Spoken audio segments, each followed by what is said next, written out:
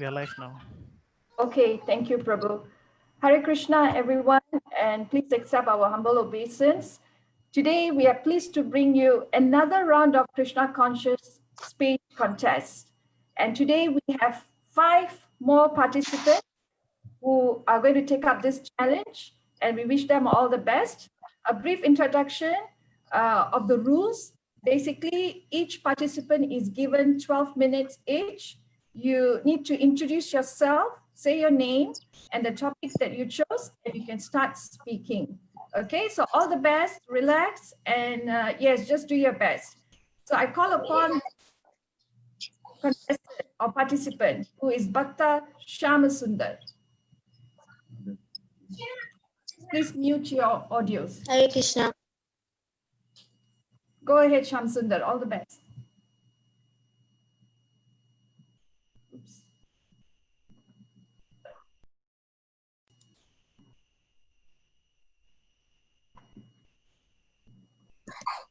Today, the yoga for the modern age. Nama Om Vishnu Padaya Krishna Prasthaya Bhutale Srimate Bhaktivedanta Swami Niti Namine Namaste Saraswati Deve Gauravani Pracharine Nirvishesha Srinivadi Pasitya Destatarine Jayo Sri Krishna Chaitanya Prabhu Nityananda Sri Advaita Gadadara Srivasadi Gaura Bhakta Vinda Hare Krishna, Krishna Krishna, Hare Hare, Hare Rama, Rama Rama, Hare Hare. Hare Krishna to the Prabhus and Matajis. Please accept my humble obeisances. So I'm going to start now. Our original consciousness is Krishna consciousness. Now, most of the people's consciousness is covered with so much rubbish. Hence, they have to cleanse it to become Krishna consciousness. A simple example is that our consciousness is like water. Water in its natural state is clean and clear. But due to dirt, it becomes muddy. But if you clean the dirt out of the water, it will become clear and clean again. Therefore, we have to clear our consciousness. Krishna means God. We are all intimately connected to Him, knowingly or unknowingly. This is because He is our original Father. Although most of us may have forgotten Him, He is already there in the core of everyone's heart. But because of a materially conditioned life, in this modern age, we have forgotten about Him. Our answer for reviving the Krishna consciousness in us is chanting the holy name of Krishna. For example, a new man comes to our temple for Janmashtami and dances in ecstasy throughout the whole kirtan. Do you really think that it was artificial? Of course not. Nobody in this world can chant or dance for hours. They have actually awakened the Krishna consciousness in them by following the bona fide process. This is clearly explained in the Chaitanya Charitamrita.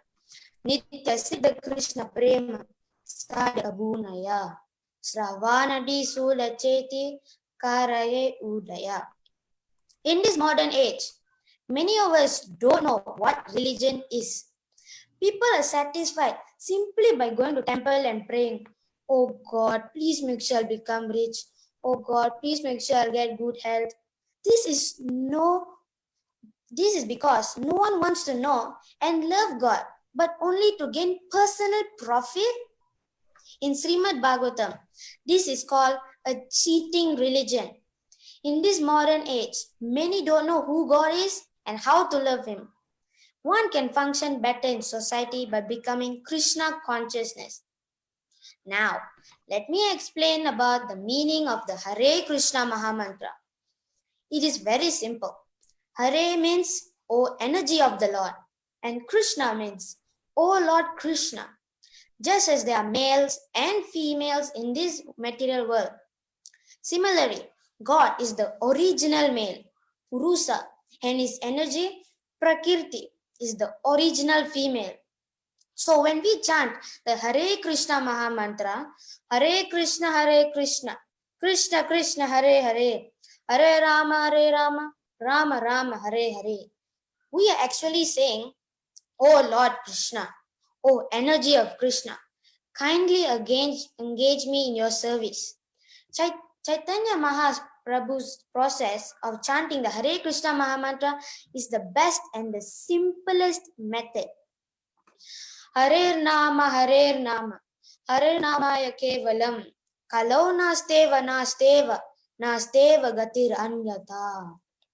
In this age of Kali, there is no other religion than glorifying the Lord by utterance of His holy name.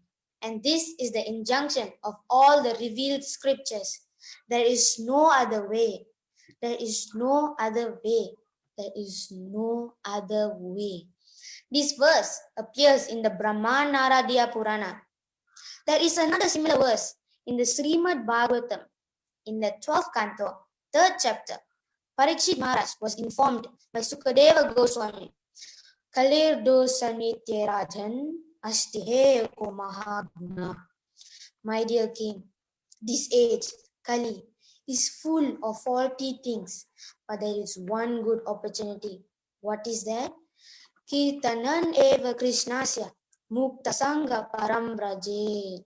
Simply by chanting this Hare Krishna Maha Mantra, one can become liberated and go back to Godhead. This is practical and authorized, and one can also test himself to see how he is advancing simply by chanting. This Krishna consciousness movement is not something new, something that we have introduced or manufactured. It is authorized on the Vedic principles, Acharyas like Chaitanya Mahaprabhu and others. This is open for everybody. Children, women, man, girl, boy, old people, everyone can chant and see results. Material life means eating, sleeping, mating, and defending. And spiritual life means more than this. This is also the difference between animal life and human life. In animal life, the common formula is eating, sleeping, mating, and defending. These four principles are common to human beings and animals, and advancements of these four principles is not human civilization but animal civilization. Human civilization means Athato Brahma Jijnasa. In the Vedanta Sutra, the first aphorism is Athato Brahma Jijnasa. Now is the time for inquiry about Brahman. This is human life. As long as one is not spiritually inquisitive, Jijnaso Sreya Uttamam. He is an animal because he lives according to these four principles. That's all. He must be inquisitive to know what he is and why he is put into these miseries of birth, death, disease, old age. Is there any remedy? These matters should be questioned. That is human life. That is spiritual life. Spiritual life means human life, and material life means animal life. That's all. We have to make the adjustment that are recommended in the Bhagavad Gita. Yuktahara Viharasya. We have to make. For instance, because I'm going to be a spiritual man, that does not mean that I shall give up eating. Rather, my eating should be adjusted. The Bhagavad Gita describes what class of food is in goodness, what class of food is in passion, and what class of food is in ignorance. We have to raise ourselves to the sattvic, goodness platform of the human civilization. Then revive our transcendental consciousness or Krishna consciousness. Everything is there in the Shastras. Unfortunately, unfortunately, we do not consult them. There's one sloka in the Srimad Bhagavatam, first canto, chapter 2, text 20. Evam prasanna manasu bhagavad bhakti yogata bhagavad tattva vijnanam mukta sangasya jayate. Unless one is liberated from the clutches of the three modes of material nature, he cannot understand God. Prasanna manasa. One must be a Brahman realized soul. Brahma Bhuta Prasannatma Na Sochati Na Kankshati. This sloka is from the Bhagavad Gita, chapter 18, text 54. These injunctions are there, so one should take advantage of these shastras and preach. That is the responsibility of intelligent man.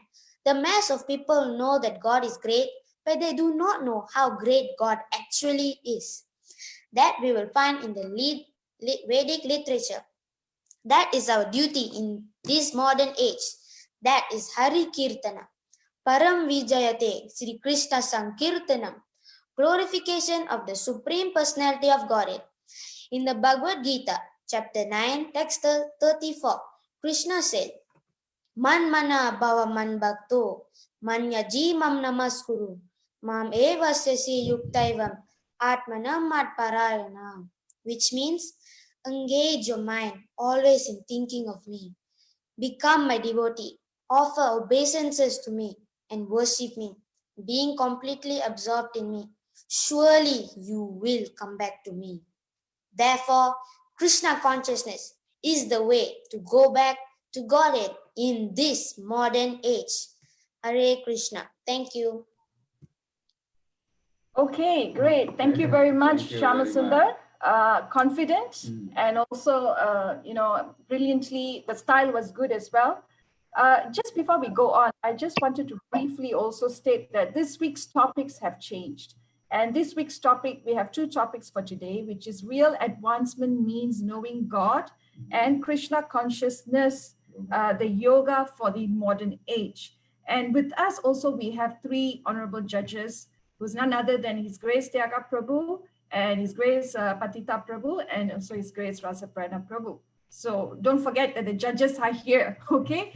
We will hear some closing remarks from them at the end of all five of your speeches. Okay, without wasting any further time, I would like to invite Bhaktananda Kumar to give his speech. Please start. 12 minutes. Hare Krishna. My name is Nanda Kumara. Today I'll be speaking about Krishna consciousness, the yoga for the modern age. I thank all the Prabhus and Matajis for giving me a chance to speak and improve myself. Nama Om Vishnu Padaya Krishna Prastaya Bhutale Mate Bhakti Vedanta Swami Iti Namini Namaste Saraswati Deve Gavavani Pachavini Nirvisesa Sunyavari Paschata Desatarini Jaya Sri Krishna Chaitanya Prabhu Nityananda Sri Advaita Gadadava Siva Sadi Gava Bhaktavinda Hare Krishna Krishna Krishna Hare Hare Hare Rama, Rama Rama, Hare Hare. What type of yoga is Krishna consciousness? Why is it the best yoga for the modern age? Well, in the purport of Chaitanya Charitamrita Madhya Leela, chapter 6, text 255, it is stated that at the conclusion of the Bhagavad Gita, Lord Krishna advises complete surrender unto him, promising all protection to his devotees. Unfortunately, people are so fallen that they cannot accept the instructions of Lord Krishna. Therefore, Krishna returned to this world with the same mission, but he executed it in a different way. He appeared in a disguised incarnation, a Chaitanya Mahaprabhu. As Krishna, the Supreme Personality of Godhead, he ordered us to surrender unto himself. But as Lord Sri Chaitanya Mahaprabhu, he taught us how to surrender to Krishna. Therefore, he is praised by the Goswamis. Namo Mahavadanaya Krishna Prema Padayate. Chaitanya Mahaprabhu is more merciful than Krishna, giving out the pure love of Krishna for free. Krishna simply gave orders for one to become his devotee. Manmana Bhakto. But Chaitanya Mahaprabhu actually taught the process of Krishna consciousness. Hence, we understand that Krishna consciousness is established by the Supreme Lord himself in his disguised form. Lord Chaitanya taught how to develop love of God by a simple method. He says, simply chant, Hare Krishna, Krishna Krishna, Hare Hare, Hare Rama, Rama Rama, Hare Hare. Chaitanya Mahaprabhu gives the formula. Have Nama Kevalam, Kala Nasteva Gati Anyate. In this age of cavil and hypocrisy, the only means of deliverance is the chanting of the holy name of the Lord. There is no other way, there is no other way, there is no other way. Lord Chaitanya says that if one takes up this process of chanting, then one can easily reach the platform of realization. This chanting process offered by Lord Chaitanya for achieving the love of God is called Sankirtana, that is, the Krishna conscious yoga. In the first source of the Sisastakam, in the first phrase, Chaitanya Mahaprabhu mentioned Cheto Dalpana Maljanam. Sri Krishna Sankirtanam cleanses the dirty things from the heart that has been accumulated for years or even birth after birth. The next phrase is Bhavama Davakni Nilvapanam. As soon as the heart is cleansed of all dirty things, then all the problems of material existence are immediately solved, and thus you are able to obtain the desired nectar of self-realization.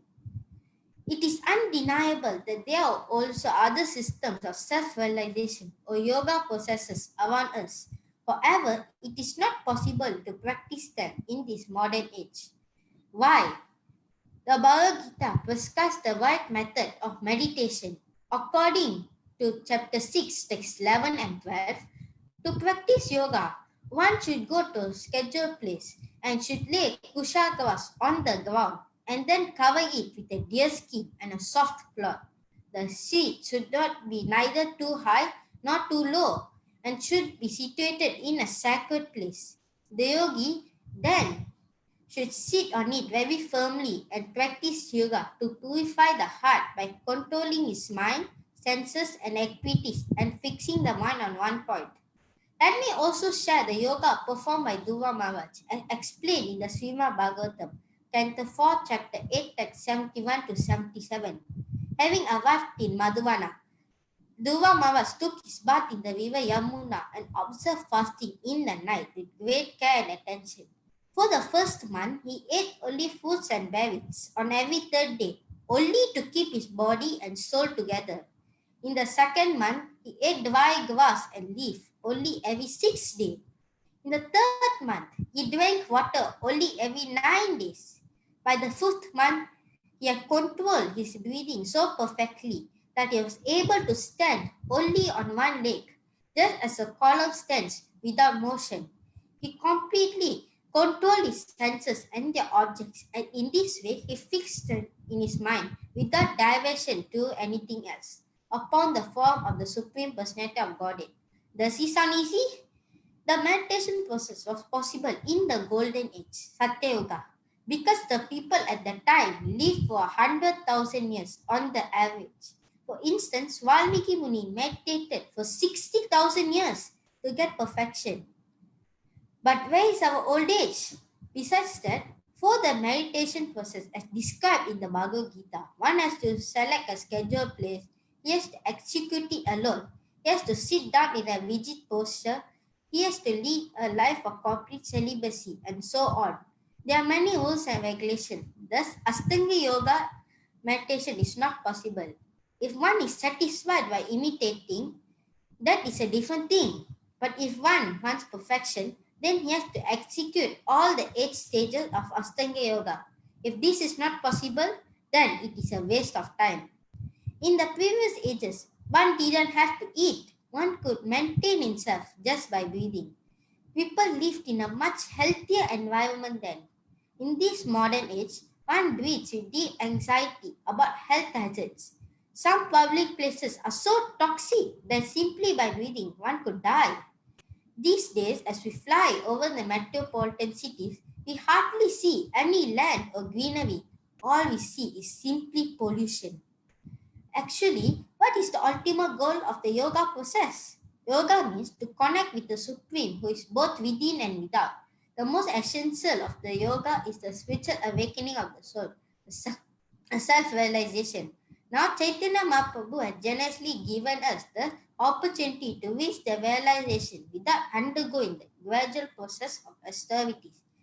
Srimad Bhagavatam, Canto 12, Chapter 3, Text 52 confirms that Ketaya Dhyanta Vishnu, Tvetaya Yashno Makaye, Dwapa Pavichayayam, Kalau Taddavi Kirtanat.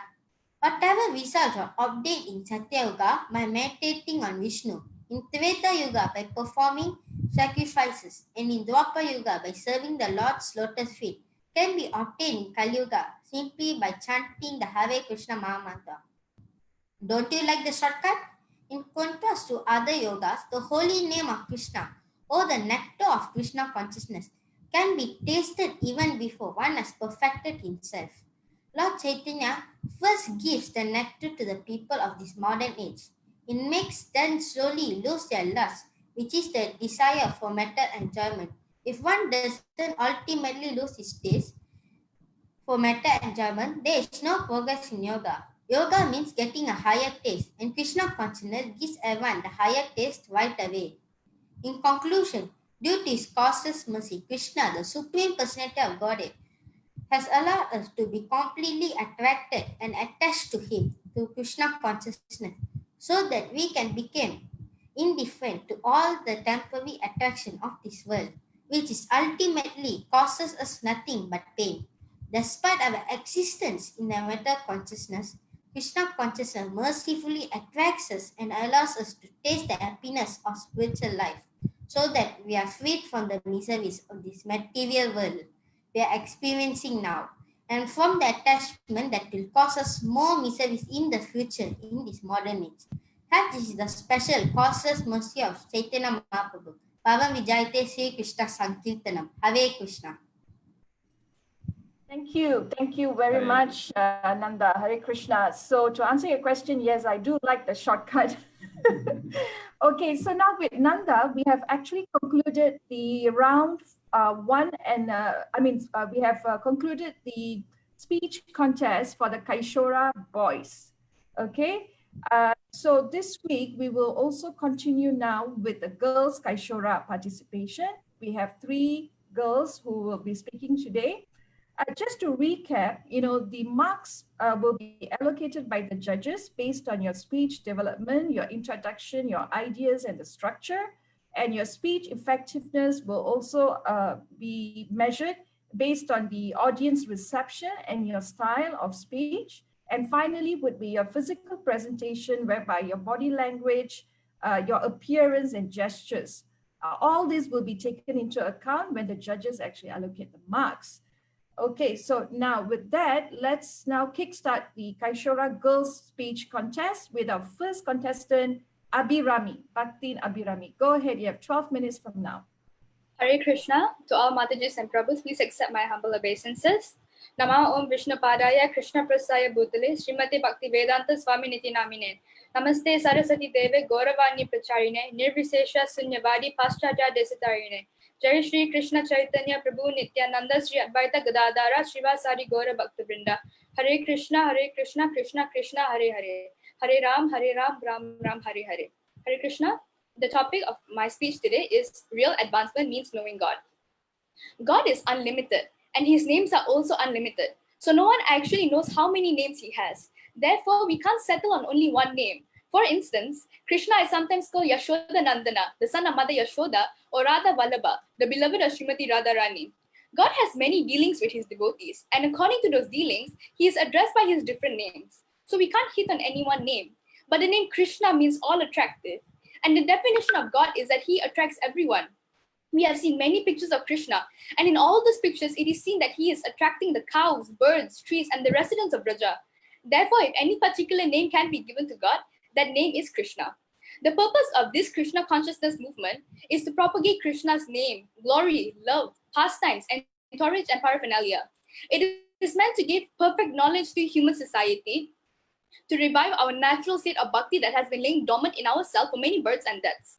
Srila Prabhupada says in the Science of Self-Realization that in actuality, understanding Krishna is very difficult, but it only becomes easy when Krishna gives us his own knowledge, as in the Bhagavad Gita.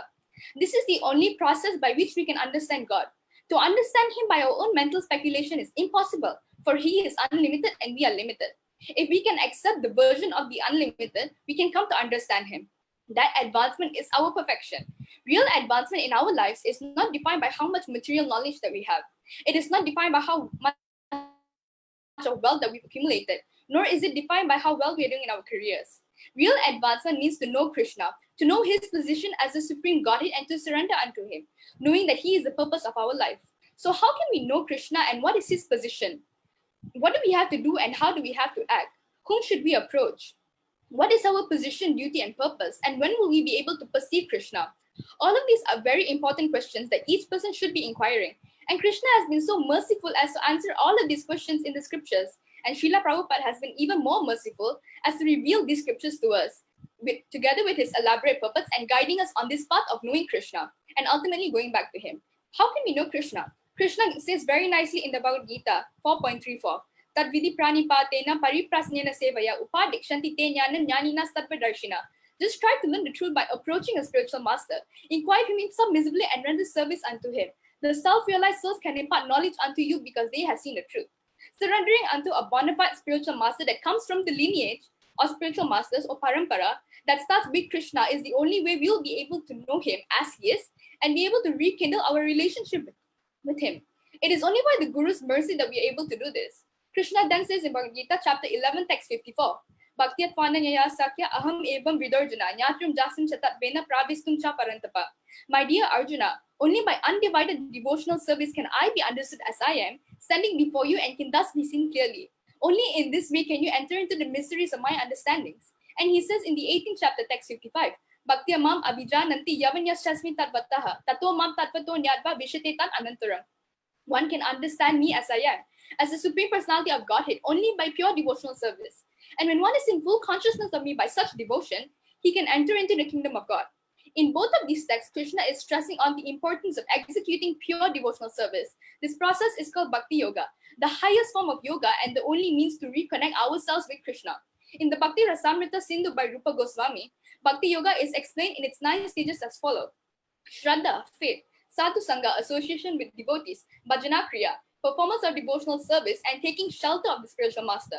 Anartha Nivritti, decreasing of unwanted attachments, Nishtha, steadiness, Ruchi, taste, Asakti, attachment, Bhava, preliminary love for Godhead, and Prema, pure love for Krishna. And Krishna further stresses the importance of Bhakti Yoga process in the 12th chapter. In the text 6 to 7, he says, Yetu sarvani karmani mayi sanyasa matparaha ananyaneva yogena mam dhyayanta upasate tesham aham samuddarta mrityu samsara sagarat bhavami na chirapartha my avesita chetasam. But those who worship me, giving up all their activities unto me and being devoted to me without deviation, engaged in devotional service, always meditating upon me, having fixed their minds upon me, O son of Pritha, for them I am the swift deliverer from the ocean of birth and death.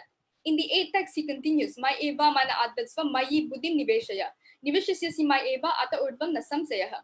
Just fix your mind upon me, the Supreme Personality of Godhead, and engage your intelligence in me. Thus you will live in me always without a doubt. One should constantly fix his mind on the transcendental pastimes of Krishna.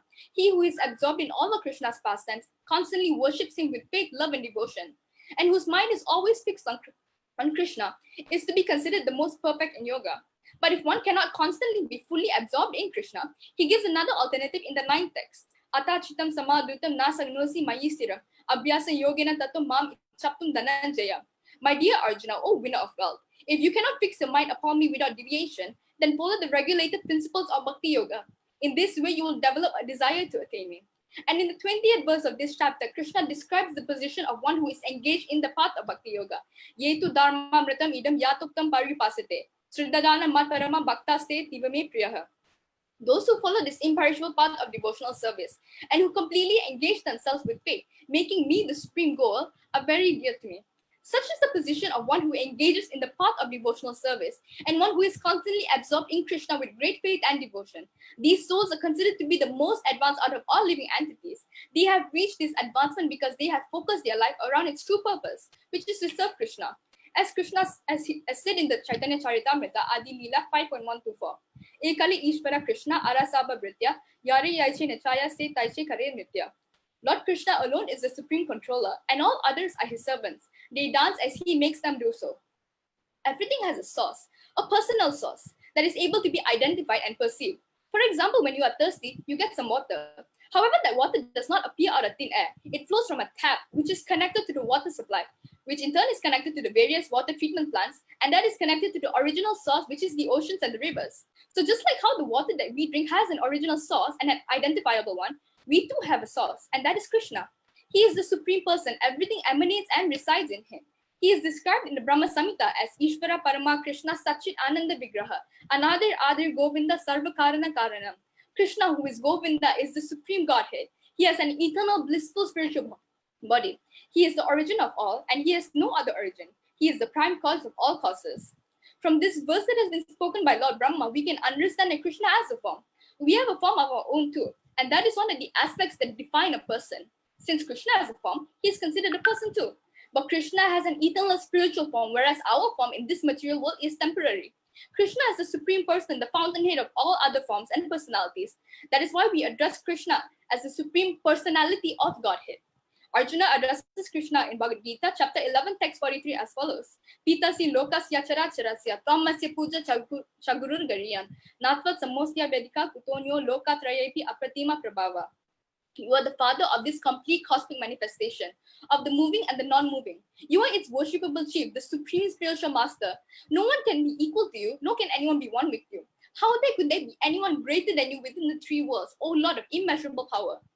In the 10th chapter of Bhagavad Gita, from text 8 to 11, the Chaturshloki Bhagavad Gita is found, and the whole philosophy of Bhagavad Gita is squeezed into these 4 verses. Aham sarvasya prabhavo mata sarvam pravartate iti matva bhajante ma buddha bhava samanvita makchiti madgata prana bodayantas parasparam katayantas shamam nityam tusyanti cha ramanti cha tesham satata yuktana bhadatam priti purvatam dadami buddhi yogam tam yenama upayanti te tesham evanukam parta aham ajnana jamtamaha nasiyam yadma bhavasto jnana deepena bhashvita. In the first sloka, Krishna explains why we should worship him and where everything is coming from.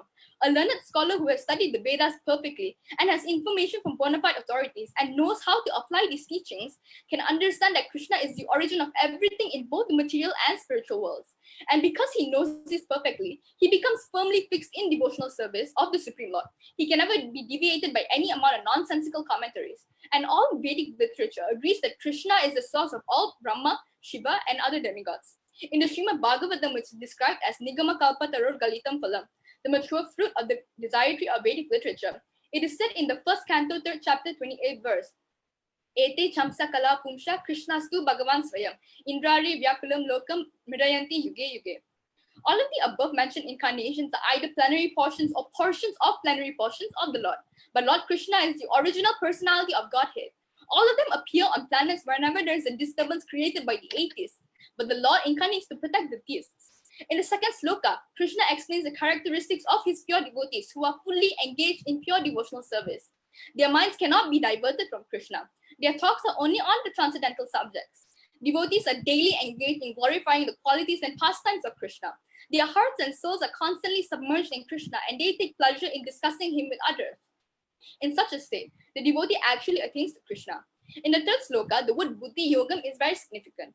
Buddhi Yoga itself is action in Krishna consciousness. That is the highest intelligence and the highest advancement. When one tries to go back home to Godhead and takes fully to Krishna consciousness in devotional service, his action is called Buddhi Yoga. Even if a devotee is not intelligent enough to make progress on the path of self-realization, but is sincere to the activities of devotional service, the Lord gives him a chance to make progress and ultimately attain to him. Krishna is very merciful this way. If we cannot serve him in the perfect way, he says that it's okay and provides us different alternatives, but will ultimately guide us back to pure devotional service. Now for the 4th and final text. Even if a devotee does not take advantage of his literatures or of his spiritual master, if he is sincere in his devotional service, he is held by Krishna within his heart. The only qualification is that one carry out devotional service in full Krishna consciousness. The pure devotee always has Krishna within his heart. And with the presence of Krishna, who is just like the shining sun, the darkness of ignorance is at once dissipated. This is the special mercy rendered to the pure devotee by Krishna. In chapter 9, text 34 of Bhagavad Gita, there is a very nice text that describes how one should develop pure devotional service for Krishna. And this text is almost exactly repeated in chapter 18, text 65, thus implying the importance of this. In chapter 9, text 34, he says, Manmana bhava mat bhakto madhyajima namaskuru. Mam ivaisasi yuktevam admana mat parayana. In chapter 18, text 65, he says, Manmana bhava mat bhakto madhyajima namaskuru. Mam ivaisasi satyamte pratijani priyo sime. In both of these texts, Krishna is telling us to always think of him, to become his devotee, to offer our obeisances and homage unto him and worship him. And he promises that being completely absorbed in him, we will go to him without fail. In the 14th chapter, text 26, Krishna says, Mamcha yogya vicharena bhakti yogena sevata, sagunan samatiyaitan brahma bhuyaya kalpate. One who engages in full devotional service and unfailing at all circumstances, at once transcends the modes of material nature and thus comes to the level of Brahman. All living entities are always influenced by the three modes of material nature: goodness, passion, and ignorance, including the demigods. It is impossible to escape it, but the pure devotee who engages in devotional service easily overcomes it by Krishna's mercy. Krishna has three primary energies which is described in the scriptures: the external, marginal, and internal energy. Krishna's external energy consists of all that is matter. The external energy is temporary and full of ignorance and suffering. The material world is a tiny fraction of God's creation.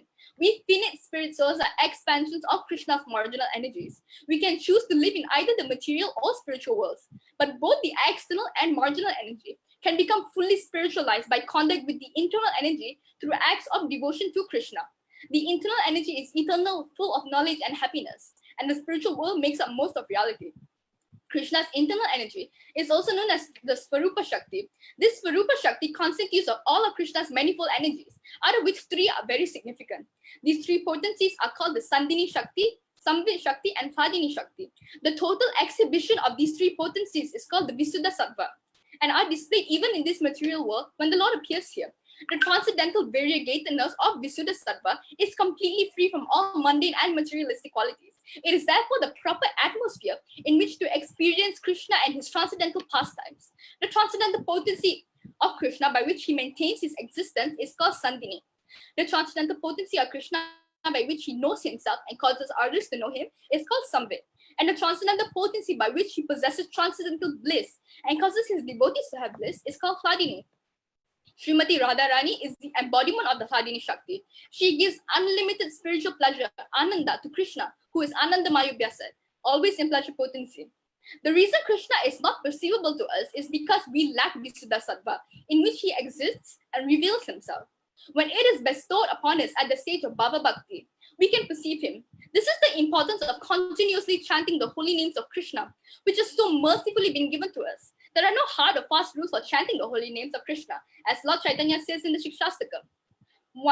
Once we've developed taste for chanting Krishna's names, can we fully revive our relationship with him and reciprocate with him, whether in Santa Rasa, Dasya Rasa, Sakya Rasa, Vatsalya Rasa, or Madhurya Rasa? We can only achieve this once we engage in pure devotional service, knowing our position as an eternal servant of Guru and Krishna, and loving him with all our hearts and souls. It all begins with chanting the Maha Mantra consistently, keeping Krishna always in our mind and ultimately surrendering unto him, knowing no other shelter save for his lotus feet. To know this and to execute this properly is real advancement and perfection of human life. Sarvadharmyan parityajya mam ekam sharanam vraja. Aham tam sarva pabebhyo mokshayisyasmi masucha. Abandon all varieties of religion and just surrender unto me. I shall deliver you from all sinful reactions. Do not fear. Hare Krishna. Okay, Hare Krishna, fantastic, simply fantastic. It makes me want to read more, and very inspiring. All of you are totally inspiring us to read more, to understand, and also speak like all of you. Okay, so now the next contestant. Are you ready? So we have Bhaktin Prisha. Okay, so I'll start. Are you ready? Okay. Yes. Go ahead, Ma. Hare Krishna, Prabhus and Matajis. Please accept my humble obeisances. Namo Om Vishnu Padaya Krishna Prasthaya Bhutale Srimati Bhakti Vedanta Swami Iti Namine Namaste Saraswati Devi Gauravani Pracharine Nirvisesha Sunyavadi Vastatade Satarine Jai Shri Krishna Chaitanya Prabhu Nityananda Shri Aveta Garadhara Shri Vasadi Gaura Bhakta Vrinda Hare Krishna Krishna Krishna Hare Hare Hare Rama Rama Rama Hare Hare. Today my topic is going to be the yoga for the modern age. Nowadays, we find yoga being taught in numerous courses and taught in mass market books as a means to achieve health, lose weight, developmental, power over others, achieve success in making money and others. But the real yoga is something entirely different in Krishna consciousness. There are various types of yoga being practiced, such as Jnana Yoga, Astaga Yoga, Hatha Yoga, Bhakti Yoga, and other yogas. In Krishna consciousness, we believe Bhakti Yoga is the topmost yoga practices that can bring us to the Supreme Personality of Godhead. This Bhakti Yoga is proved in the Bhagavad Gita, Sloka chapter 12, text 9. Ata chitam samadhatom nasanoksi mai sitram abhyasa yogena tato mam ichaptam dhananjaya. As Bhakti Yoga is the yoga which can bring us back to the Supreme Personality of Godhead. And the translation for Bhagavad Gita chapter 12, text 9. My dear Arjuna, O winner of wealth, you cannot fix your mind upon without the deviation, then follow the regulative principles of Bhakti Yoga. In this way, develop a desire to attain me. Now, what is Bhakti Yoga? Bhakti means bhaja or path of pure devotion. And what is yoga? In Sanskrit, it is called Ujjiti Iti Yoga, means connecting. Now we may ask, what is connecting? It is connecting us, the Jiva, to Jivatma, to God or Paramatma. It is the process of connecting the soul to super soul or other living entities to God or Paramatma. Therefore, Bhakti Yoga means process of connecting or reconnecting of the Jiva to Supreme Personality of Godhead through the process of service and devotional service. We all have love for Bhakti within ourselves. However, it is in a dormant state. There is a simple way to awaken this dormant love service to the Supreme Personality of Godhead. This process is laid down by Lord Sri Krishna in Bhagavad Gita. Lord Sri Chaitanya Mahaprabhu, the incarnation of Lord Krishna in this present age, Chaitanya Mahaprabhu has mercifully made this process very simple and enjoyable. His Divine Grace A.C. Bhaktivedanta Swami Srila Prabhupada made this process famous all around the world. The process of awakening love is not just by purifying but also fully satisfying. This purification process consists of a processes of Bhakti Yoga, which are hearing, chanting, remembering, serving the Lord's lotus feet, deity worshipping, executing orders, serving as a friend, complete surrender, and praying. I will be explaining 4 processes from the 9, which are chanting, hearing, remembering, and feasting. First of all, we have chanting. Chanting of the pure names of the Lord can be done simply by regularly chanting the Hare Krishna Mahamantra. Hare Krishna, Krishna Krishna, Hare Hare, Hare Rama, Rama Rama, Hare Hare. The chanting can be done as minimum fixed rounds on Japamala, or it can be done together in congregation with musical instruments Sakirtan. It is stated in the Chaitanya Charamitra Adilya 17.21. Hare Nama, Hare Nama Kevalam, Kalo Nasti Evanasti, Evanasti Eva Gatir Anyataha. The translation is, in this age of quarrel and disagreement, there is no other way of spiritual realization but this chanting of the names. There is no other way, there is no other way. Secondly, we have hearing. Hearing is also an important part of the purification to attain love. One does this by hearing about Krishna and his teachings and willed to remember the Supreme Lord and spiritual realization. Thirdly, we have remembering. Remembering is also an important aspect in achieving the highest perfection of life, which is self-realization of one's connection with Krishna. This can be done remembering Krishna in our everyday lives to have a happy life. Feasting means only eating food that has been specifically cooked and lovingly offered to Lord Krishna. Such food is also called prasadam, which free of karma and does not entangle us in any cycle of repeated birth and death. This is all stated in the Bhagavad Gita chapter 12 text 2. Sri Bhagavan Uvacha Mavasesha Manoyamam Nita Yukta Upashate Sradaya Prarupetas Teme Yukta Tama Mataha. The Supreme Personality of Godhead said, those who fix their minds on my personal form and are always engaged in worshipping me with great transcendental faith are considered by me to be most perfect. My conclusion on this is relates with a sloka from Srimad Bhagavatam, Canto chapter 4, text 5.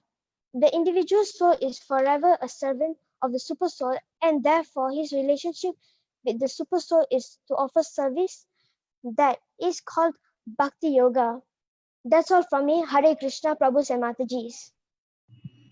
Okay, thank you very much, Prisha. Thank you very much. That was an excellent delivery as well. So now for round 2, we have our last contestant today, that's Bhaktin Shankari. Please be ready. Are you? Okay, so it's your turn now. Go ahead. Nama Om Vishnu Padaya Krishna Prastaya Bhutale Srimade Bhakti Vedanta Swami Iti Namine Namaste Saraswati Devi Gauravani Pracharini Nirvishesha Sunyavadi Pasatyade Satarani Jai Sri Krishna Chaitanya Prabhu Nityananda Shri Advaita Garadara Shivashadi Gaura Bhakta Vrinda Hare Krishna Krishna Krishna Hare Hare Hare Rama Rama Rama Hare Hare Om Namo Bhagavate Vasudevaya.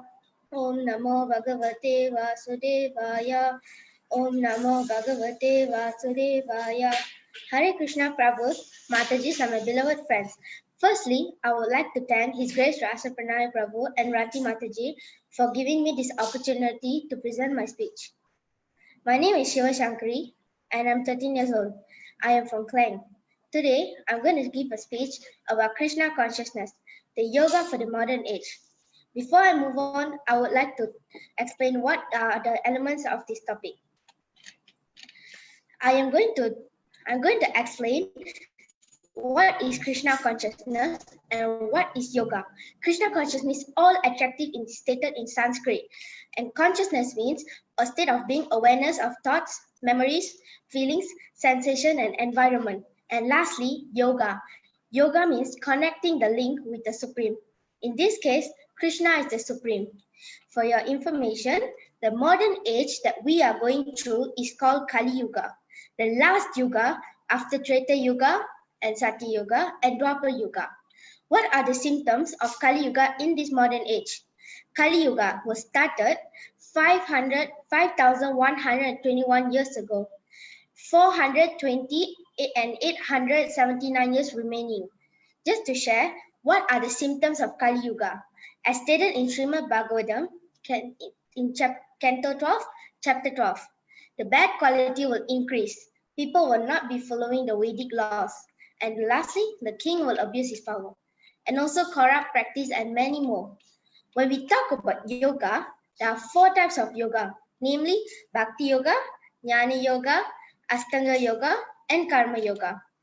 Bhakti Yoga means it's a spiritual part of practice that focuses loving towards God, Krishna. And Jnana Yoga means of one of the spiritual part that emphasizes the part of knowledge. It teaches study and contemplation to find wisdom and truth. Ashtanga Yoga, which is Raja Yoga, it's a part of discipline. It describes the 8 steps of path and to bring the focus of mind and body. And lastly, Karma Yoga.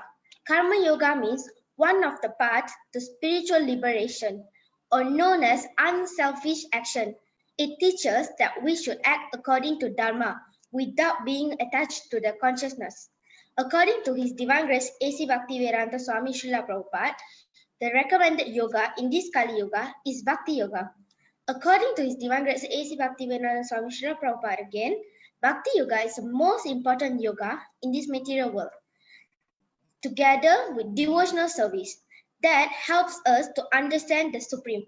For your information, the activity in Krishna consciousness such as chanting the holy name, do Sankirtanam, Harinam, book distribution, and food for life, and many other more is recommended. It is also stated in a chapter Bhagavad Gita, chapter 12, text 9. Atachitam samadutam nasaknosi maisitram abhyasa yogena tato mam icha patam najanjaya. My dear Arjuna, O winner of wealth, you cannot fix your mind upon me without deviation. Then follow the regulative principles of Bhakti Yoga. In this way, you will develop a desire to attain me.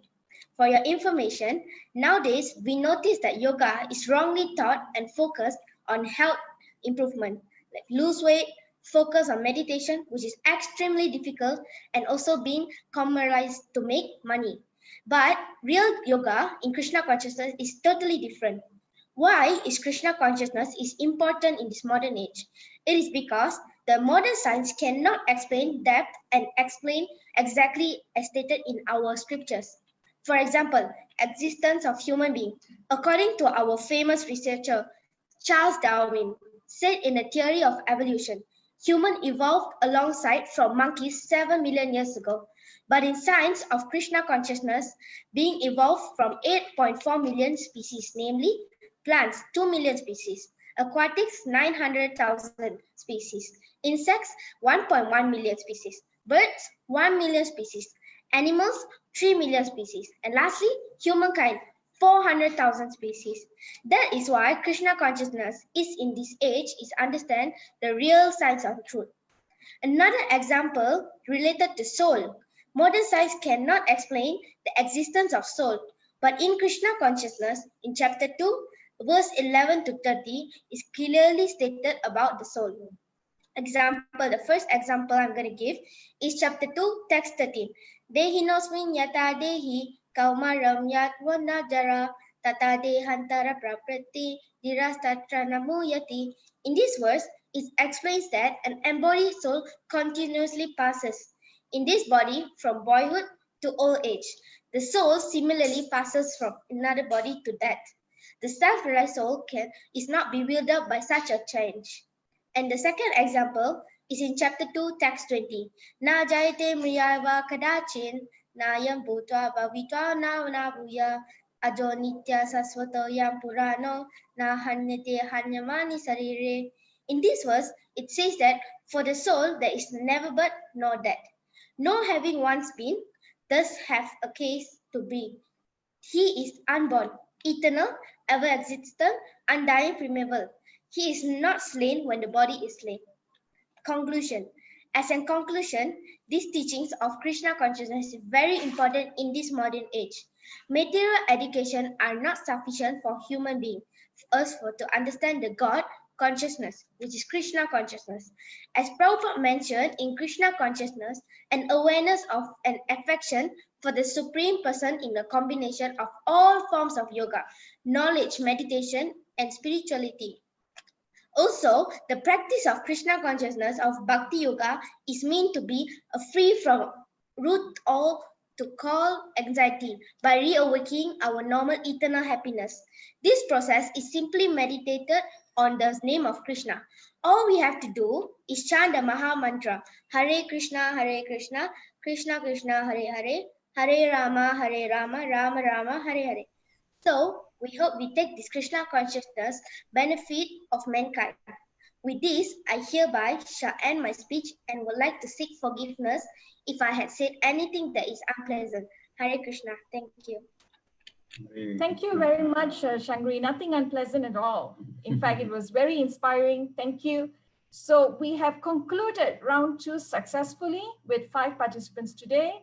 And with this, I would like to call upon the judges to give their closing remarks. So first, I would like to call upon His Grace Rasaprana Prabhu to say something. All of you, even last week and this week also, even the girls are also equally good as the boys. And all of them was fantastic. Shama Sundar very calmly and very clearly, all of you explaining the philosophy very nicely and quoting verses, same with Nanda, even at a shorter time, but very precise. And Abhirami, she was exploding like anything. And all of you very nicely explained the scriptures, and same with very nicely, clearly, calmly, Shankari, and all of you all did fantastic, really fantastic. Prisha also as equally as the boys, as I say, you know, Patita, I said previously, we are having more speakers for our Sunday classes now. Carry on others. Including the girls. Okay. So thank you, Rasaprana Prabhu. Can we have Patita Prabhu to say a few words as well? And then we'll go to our grand judge of the day. So, Hare Krishna. So first and foremost, thank you to Rasaprana Prabhu and Saraswati Mataji. And also again, for this week, we would like to congratulate all our 5 participants who have been very, very eloquent speakers. Amazing, amazing. These youths never fail to surprise us they actually filled with so much of Krishna consciousness, and it is nice to give them such an avenue for them to express themselves. And they have done it so well, just like how Rasa Prabhu mentioned. For the judges, we are having a really tough time. You all have given us such a tough time, actually. So it is going to be very, very difficult. But yes, again, there is no, there is no loss and diminution in this path of bhakti. So therefore, there is no such thing as winner or loser. All of you are actually, the future soldiers of this movement, and you are the torch bearers of this movement. So very, very inspiring. So very nice point that I have actually noted that, everything, most of the words that you all have used actually comes from Srila Prabhupada's purport and also direct translation. And, when it comes to quoting the verses, all of you, hats off to all of you. It is just purely amazing verses quotation. And that really inspired my humble self to be an avid reader like all of you, even though my memory is failing on me. But I think these youngsters are giving us so much of hope. And I also really liked some of the approaches that you all have taken. You all ask questions. So that is very nice. It's very important when we are presenting a certain particular topic, you ask question. So it makes us think. So very nice that, many of you have managed to relate to the audience and ask question, isn't that the best shortcut? What is the best yoga? And certain question which actually make us think. So that is actually very, very nice approach. And in terms of content development, all of you are extremely scholars, and very, very happy to actually see all the youngsters. I think we shouldn't just leave at this point. The next step would be, to engage them and to actually speak out more. Since we can see them, they are actually so talented, so much of talent, and just with our 16 participants, and we are really fired up by hearing these youngsters. Just imagine if just unleash them and expose them to the congregation whenever the time permits, or to the rest of the world. Of course, I think this is also being live in Facebook, so I think we have more participants there as well. So thank you so much to all the participants for speaking so well and also inspiring all of us. So that's all from my side. I think next we'll have the grand judge. Thank you, Patita Prabhu, for that very enlightening closing speech. I think it's our what do you call it? We hope that this session will actually inspire youth or devotees from all around the world who's actually watching this live on Facebook. And I must say that we do have brilliant minds, from our congregation. So with that, I would like to humbly invite His Grace Tyaga Chaitanya Prabhu to give us some closing remarks. Thank you, Prabhu. First of all, excellent. I didn't expect so much of scholarliness from our youths, As I mentioned last week, a good follower will become a good leader, and a good disciple will also become a great guru. Okay, I just want to say to the five of you, Shyam Sundar, Nanda Kumar, Abhirami Raj, Prisha, and Chandari. You amaze me, actually. Patita Pawan Prabhu and myself were talking about you all while you all were presenting, which is good also, because we were trying to highlight some of the things that came out very strongly. Both of us felt something very, very sweet to hear. And that is, all of you were making references to Srila Prabhupada. You were even extracting some of the very powerful words which Srila Prabhupada used to use in his preaching. Now, that gives me a super excellent feeling that our movement is actually in good hands, as many of us are getting older. Okay? For the five of you this week, you looked cool, prepared, and confident. your points were in sequence, clear, with supporting slokas.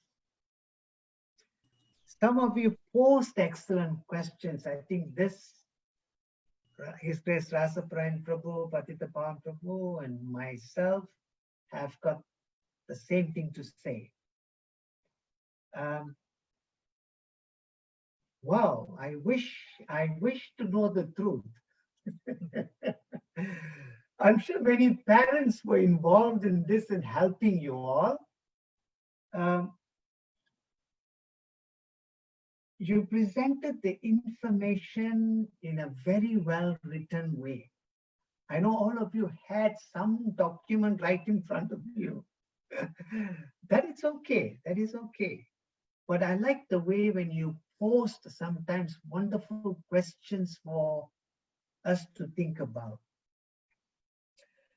I was just wondering, and I'm going to throw this to Rasaprayan Prabhu and Rati Gopika Mataji, since you both are handling the youths very well, super well.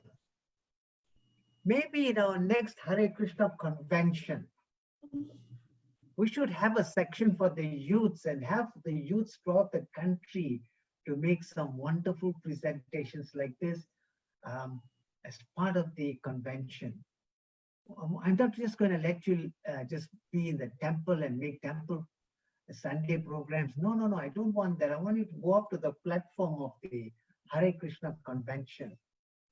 Something which we should think about seriously to see what our next generation has to offer in terms of Krishna consciousness to the world.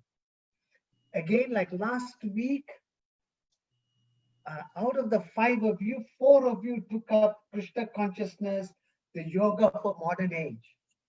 One of you dared to go up to say real advancement means knowing God.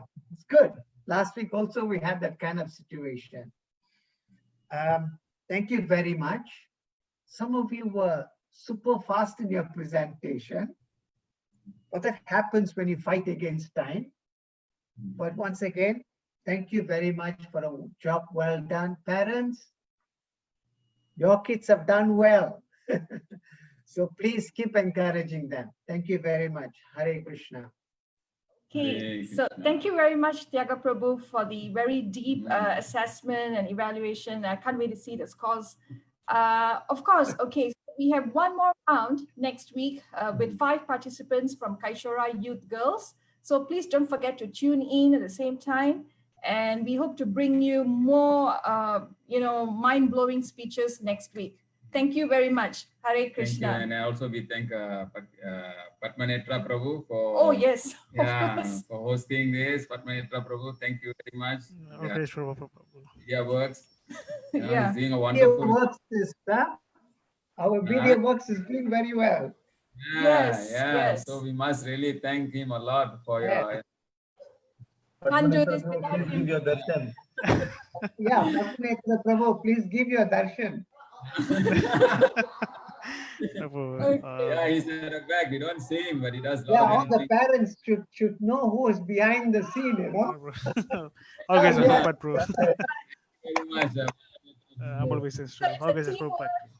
none of this would have happened without so many of us, especially Padmanetra Prabhu, for airing this live. So thanks again, and see you all next round. Please log in as well, even though your turn has been completed, because you want to support your other friends next week. Okay, thank you very much. Thank you very much. Hare Thank you for Krishna. such a wonderful session.